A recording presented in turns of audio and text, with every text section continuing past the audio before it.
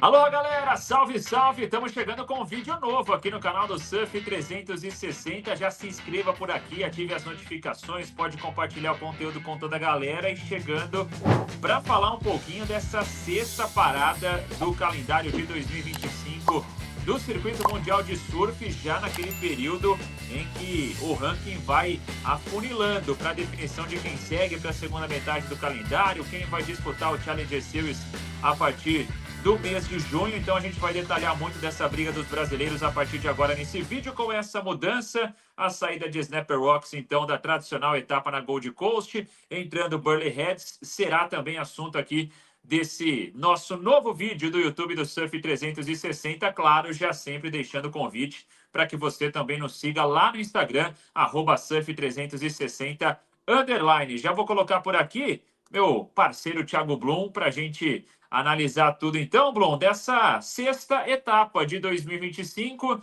depois do torneio em Bells Beach com 2 títulos australianos, né? Jack Robinson entre os homens e a Isabella Nichols na chave feminina. Os brasileiros com bons resultados, principalmente do Samuel Pupo e da Luana Silva naquela briga, né, por classificação direta, segunda metade do calendário, tentando fugir do Challenger Series, e agora já com essa penúltima parada antes do corte no ranking. Tudo bem, Blum? Um abraço. Fala Mal, pessoal ligado aqui no canal, tudo bem?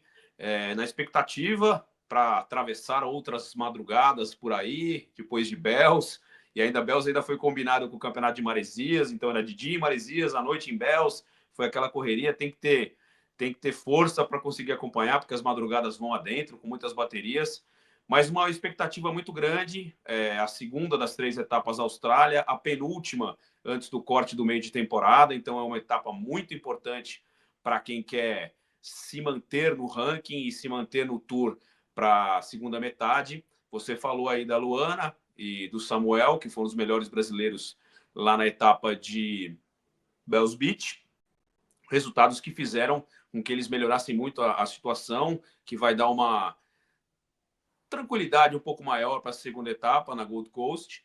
Etapa com a temperatura bem mais agradável, muito menos frio, né? Apesar de estarmos chegando lá na primavera, outono, já estamos no meio do outono, não é aquele calor do verão, mas é bem mais agradável do que Bells Beach, que fazia um frio muito grande, sempre faz um frio.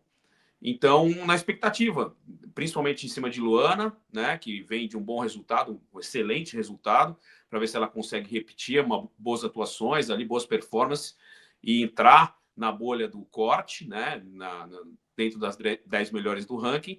E em relação ao Samuel também, eu acho que o Samuel deve estar lamentando um pouco não poder ser em Snapper Rocks, porque o Samuel, dentro dos caras do CT, com certeza foi um dos que mais competiu nos últimos anos ali, porque ele teve que voltar 2 vezes para o Challenger Series, né? Não fez o corte nos 2 últimos anos e foi competir realmente em Snapper Rocks e se deu muito bem, né? Nas 2 etapas ele foi muito bem.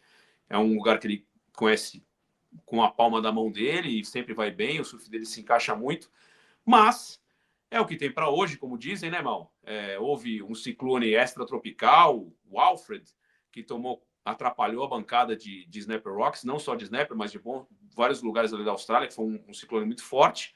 Primeiro entrou um swell incrível, que deu ondas pesadas e clássicas, e principalmente em Kirra, a gente viu Joe Parkinson, Mick Fanning, Caio Iberi, que estava morando por lá, muita gente boa pegando altas ondas, mas depois desse ciclone, a coisa deu uma bagunçada e a WSL preferiu colocar como palanque principal em Burley Heads, que é uma onda muito tradicional ali da região também.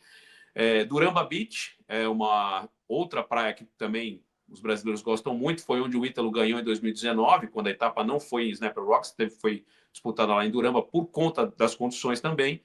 Então, vai ser por lá e eu acredito que teremos, de qualquer maneira, uma grande etapa. A última etapa na Gold Coast justamente em 2019, nesse ano em que o evento foi vencido pelo Ítalo Ferreira. Felipe Toledo e Gabriel Medina também já venceram por lá, né? Felipe em 2015, Gabriel Medina em 2014. E essa vitória do Ítalo em 19 encerrou ali uma sequência de 3 vitórias, 3 títulos consecutivos de australianos. Então, é um local que, obviamente, os surfistas da casa tendem a levar um certo favoritismo, né? 2016, o Matt Wilson, 2017, Owen Wright e 2018, o Julian Wilson. Depois, em 2019, o Ítalo Ferreira quebrando essa sequência positiva dos australianos, mas é um local, né, Blum? E claro que a gente vai falar um pouquinho mais dos brasileiros também, né? O Ítalo que mais uma vez vai para uma etapa desse CT de 2025 defendendo a lycra amarela de líder de ranking, mas acho que a gente tem que ressaltar também o perigo que serão os australianos nessa etapa, né? O Jack, obviamente, embalado aí por ter badalado o sino de Bells pela primeira vez na carreira, Ethan Ewing também. Acho que esses caras serão a pedra principal ali no sapato dos brasileiros, né? Sem dúvida, sem dúvida. Os australianos usam muito bem essas etapas para crescer no ranking. O Ethan Ewing é um cara que tem uma linha de surf incrível. O Jack Robinson, muita gente falou, reclamou, teve até um comentário no último vídeo que a gente fez aqui da análise de Bells. Porque eu estava esperando que vocês falassem do favorecimento para o Jack na final contra o Canoa. Cara, é aquele negócio, né? Austrália, surf, indústria, não vou entrar tanto nesse mérito. Quando as etapas chegam na Austrália, realmente os australianos crescem de diversas maneiras. O Jack, inclusive, é o principal favorito quando o campeonato chega lá em Margaret, que é a casa dele, né? No Western Austrália. E não vai ser diferente em Snapper Rocks, ou Burleigh Heads, né? No caso, e na Gold Coast.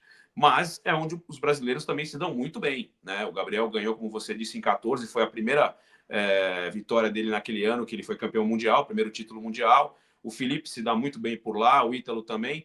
Aposto muito nesses dois caras.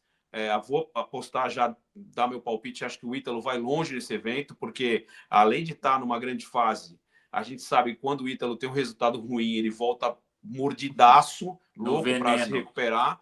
E como ele foi eliminado muito precocemente lá em Bells, eu acredito que ele vai com a faca nos dentes para esse evento. Então, o Felipe também é uma região que o Felipe gosta muito. Os brasileiros gostam muito dessa região da Gold Coast, porque tem pouco a ver ali com, né, um pouco mais calor. E hoje em dia não tem esse negócio só de local, né, Mal? A gente sabe que as coisas são resolvidas ali na bateria, mesmo naqueles 30 minutos de cada bateria. E como você falou, os australianos vão ser pedra nos sapatos, sim. Acho que Griffin Colapinto e Kanoe Igarashi também voltam para o jogo depois das atuações da etapa de Bells. Muito concorrida essas posições intermediárias barra zona de corte ali. Então, fazer resultado é a hora de fazer resultado e não tem mais como respirar. Então, vamos ver o que vai acontecer, mas espero, como eu já disse, uma grande etapa e olhos abertos na madrugada, porque ninguém aguenta. É isso, podem caprichar bastante aí na dosezinha de cafeína, porque a madrugada vai exigir mais uma vez. Claro que se você ficar com uma certa preguiça, lembrando que a etapa começa no sábado, né, dia 3, na Austrália, mas para nós aqui no Brasil, já na noite do dia 2, na sexta-feira. E aí a gente sabe, né, Bruno? Feriado prolongado, tem gente que vai viajar, tem gente que vai para balada, vai para noite e tal. Perdeu alguma coisa da etapa na Gold Coast? É o seguinte: chegou em casa ou de manhãzinha acordou, Instagram, @surf360_, lá vai ter absolutamente tudo do que rolou aí ao longo da madrugada. Eu e Thiago Blum estaremos bem cafeinados, né? A gente vai dormir de olho aberto e informando tudo. Ou dormir quase nada, né, na verdade. Bom, então só para a gente repassar, né? Ítalo Ferreira vai defender a lycra, então, de líder do ranking. Ethan Ewing é o segundo colocado, Jack o terceiro, Iago Dora o quarto e o George Smith é o quinto colocado. Top 5 nesse momento seriam os 5 classificados. E além deles... Desculpa, mal te interromper, só para que a gente passou pelos 5. Quem não está nos 5 primeiros que a gente falou que não estaria depois de um começo de temporada absurda? Nós dissemos que não estaria? O George. Barron Mamiya. O Barron Mamiya, tá. Iniciou bem a temporada e eu imaginei que você estivesse falando que está entre os 5, mas que nós não apostávamos. E esse cara é o George. E o Barron Mamiya, sim, né? Depois do título em Pipeline, caiu bastante já de desempenho. Nesse momento, o Barron é o sétimo colocado, mas assim como os 5 primeiros colocados e o Canoa, que nesse momento é o sexto, esses 7 caras já fizeram a pontuação necessária do corte. Então, esses estão garantidos, né? Matematicamente, já estão na sequência do Tour para a segunda metade do ranking. E aí, ainda dentro do corte, né? O Miguel Pupo na nona posição, Felipe Toledo, 11º. E aí, depois a gente só tem brasileiros abaixo dessa linha do corte, né? João Chumbinho é 23º, Ian Gouveia, Samuel Pupo, Alejo Muniz, DVD e Ed Groja são os brasileiros aí precisando de bons resultados, então, nessa etapa na Gold Coast e depois, posteriormente, também em Margaret River. E aí, meu caro Thiago Blum, quando a gente vai para a chave feminina, algo mais acrescentado masculino para a gente arrematar aqui também? Não, não, acho que é isso mesmo. Acho que a gente tem que ficar de olho na parte bem alta da tabela, do ranking, e principalmente na parte fora do corte, né? Na torcida, para que esses caras consigam se recuperar, conseguir um resultado pelo menos intermediário para subir no ranking, para ir depois ir para a loucura lá de Margarete, que é a pressão total da última etapa. Boto fé que Chumbinho, Samuel, DVD, Alejo, Ian, que consigam chegar mais próximo da linha de corte. Para o Ed Groja, como a gente falou no último vídeo, é a tarefa mais hercúlea. Ele está lá embaixo, realmente, precisaria de um resultado absurdo, uma final, né, para subir bastante, para depois ter chances de se manter ali na zona de corte. Mas boto fé no Brasil, e como já não ganhamos El Salvador e não ganhamos Bells, está na hora de voltar a ganhar.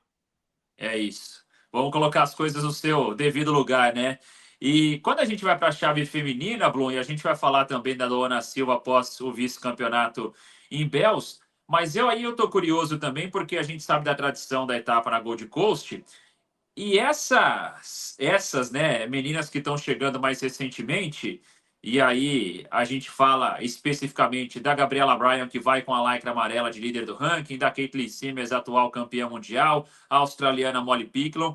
Essas três ainda não disputaram, né, etapas do circuito mundial na Gold Coast. E quando a gente pega das últimas 10 edições disputadas por lá, só 5 surfistas venceram essa competição de 2009 a 2019.